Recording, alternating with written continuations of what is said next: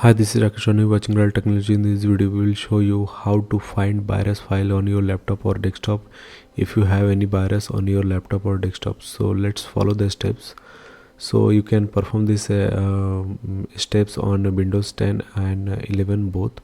So right now we have Windows 11. So right click on Start menu, open Run, and then you have to type this command here, SIGVERIF,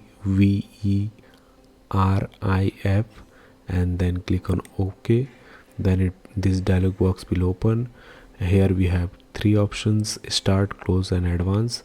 You can directly click on Start, or you can click on Advanced. Then you can change the name of this log file if required, or you can simply click on OK and then click on Start. So it will search all the virus file, and it will show the result. If it is there on your laptop or desktop, it will show all the files, and after that you can delete those virus file from your laptop or desktop, and you can save your important data.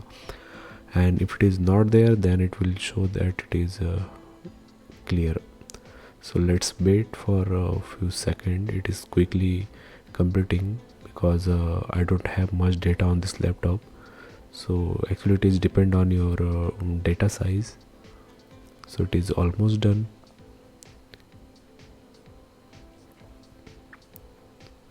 So as you can see, this is done. So it is showing few files that these are the unknown file detected. So if you want, you can delete those file. Go to this location. It is showing the location over here, that this is the location system 32. You can go to this path and delete these unwanted files, and looks like these are virus file or unused file. Okay, so we can delete all these files. So close this and then close, and you can go to the path and delete those files. So thanks for watching. See you in the next video.